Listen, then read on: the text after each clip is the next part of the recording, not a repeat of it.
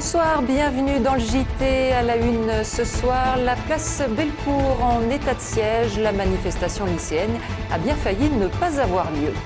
Procès de l'esclavage moderne cet après-midi à Lyon. Fatou a fait face à ses employeurs.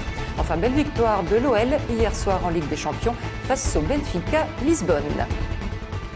Le centre de Lyon a donc été entièrement bouclé aujourd'hui par un impressionnant dispositif policier. Contenu durant plusieurs heures place Antonin-Poncet, la manifestation lycéenne et étudiante a pu finalement quitter la presqu'île, mais pas sans incident. Le récit de la journée, Benoît d'Autriche.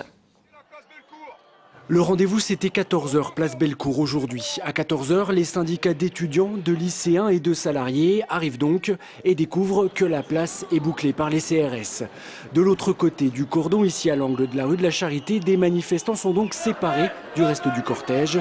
La foule gronde.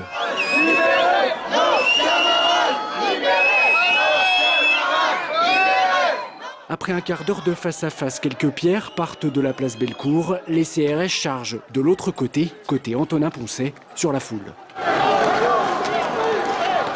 Ils ont gazé light par rapport à mardi. Donc on encourageait les gens quand même à reculer parce qu'on n'est pas là pour se confronter à eux, quoi. On veut se faire entendre. Et ils disent au gouvernement qu'on ne respecte pas la démocratie, mais je crois que la démocratie, c'est entendre le peuple. Et nous, on ne nous entend pas. Pendant 2 heures, la situation est restée très floue en presqu'île. Certains manifestants ont fait face au CRS, d'autres ont tenté de faire partir la manifestation près du pont de la Guillotière, sans réussite. Ce qui se passe là, c'est pas normal. C'est vrai qu'il y a quand même une immense majorité de lycéens qui voulaient manifester calmement, que le devoir des forces de l'ordre, c'est aussi de garantir à ceux-là de manifester. Et apparemment, aujourd'hui, c'est pas ce qui a été fait. Quand je vois le GIPN, c'est grave. Alors que c'est une manifestation, je ne sais pas si c'est fait exprès pour allumer les mèches ou c'est une provocation, mais voilà. Finalement, le cortège est parti à 16h du pont de la Guillotière. Quelques centaines de personnes seulement se sont dirigées vers la place Guichard. Mais la plupart des manifestants ont préféré rester en presqu'île ou rentrer chez eux. Et ce soir, le directeur de la sécurité publique a tenu à expliquer le pourquoi de ce dispositif aujourd'hui à Lyon et les raisons de cette stratégie qui a consisté à boucler tout un périmètre. Il est au micro de David Segal. On a considéré qu'il était mieux de figer la situation à un moment donné, plutôt que de les laisser partir et d'avoir des dégradations. J'observe d'ailleurs que depuis qu'on a figé ce groupe, en fin de matinée, eh bien, nous n'avons plus eu sur la ville de dégradation. Il y a eu des jets sporadiques sur les forces de l'ordre de projectiles, mais ce groupe a été isolé. Et on retrouve tout de suite en centre-ville Chloé Rebsamen. Alors Chloé, comment ça se passe à Lyon ce soir ? Alors, place Bellecour, où il y a eu tant d'événements aujourd'hui, la ville de Lyon était vraiment dans une situation difficile aujourd'hui. Là, c'est très étrange puisqu'il y a un calme tout à fait étrange. Place Bellecour, plus personne. Et pour cause, les CRS ont en fait évacué tous les jeunes avec les lances d'eau et les gaz lacrymogènes il y a une demi-heure à peine. Et puis, il y a encore des jeunes autour de nous qui ont participé à la manifestation, qui sont là pour voir ce qu'il se passe. En tout cas, tous les jeunes qui ont été évacués de la place Bellecour sont maintenant vers le pont de la Guillotière où c'est un peu plus tendu. Mais ici, ce qu'on peut constater, c'est que les CRS, en tout cas, ne laissent plus passer personne pour aller sur la place Bellecour. Voilà ce qu'on peut dire en cette fin d'après-midi. Merci Chloé. Les images des violences qui ont émaillé ces derniers jours, les manifestations ont en tout cas fait le tour du monde. De nombreuses télévisions étrangères ont ainsi montré Lyon en prise avec les casseurs et quadrillé par un impressionnant dispositif policier. Une vision quasi insurrectionnelle, bien différente de celle vendue par l'Office du tourisme. Mais pour Only Lyon, l'organisme chargé de promouvoir la ville, il n'y a pas d'inquiétude à avoir. On écoute son directeur au micro de Sandrine Mancipose. Pour l'instant, on n'a pas identifié énormément de conséquences.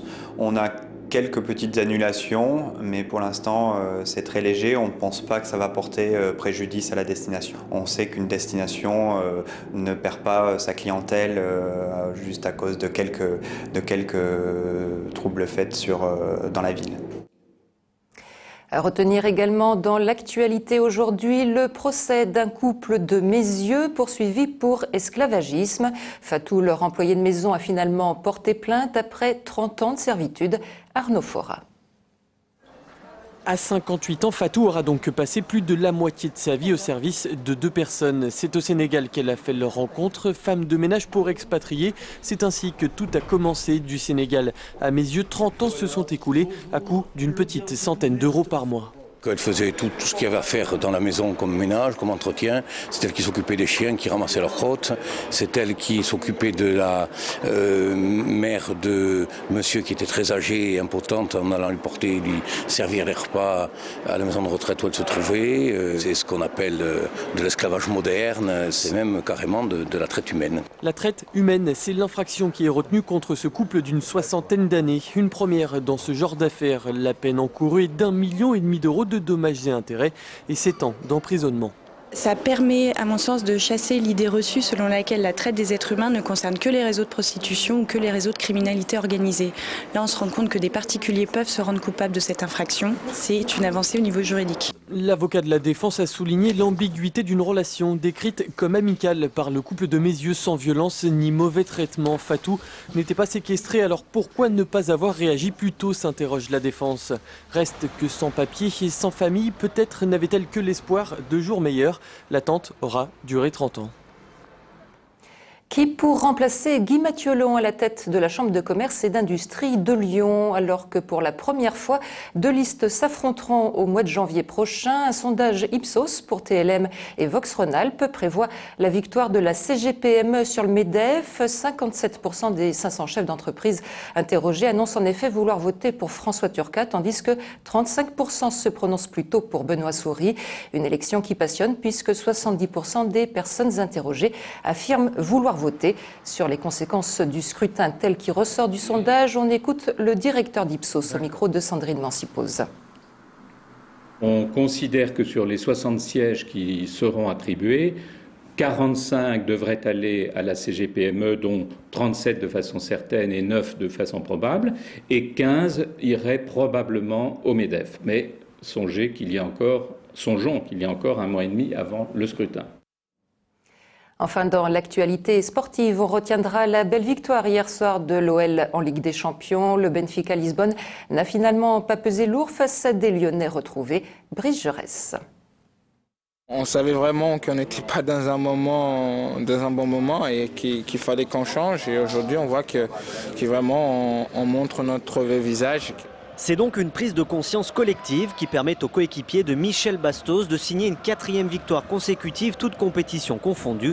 En Ligue des Champions, c'est même un parcours parfait, 9 points sur 9, après la belle victoire 2-0 face aux champions du Portugal. 2 buts signés Jimmy Briand en première mi-temps et Lisandro Lopez au début de la seconde période. L'OL a retrouvé du jeu et une cohésion d'équipe et apparemment les joueurs se sentent bien.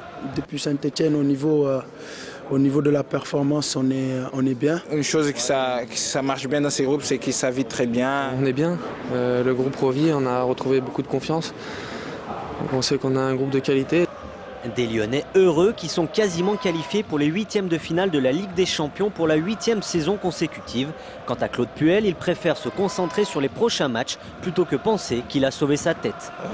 Ma tête n'est pas très bien, elle est sur les épaules et elle restera sur mes épaules. Ce qui est important, c'est de construire notre saison.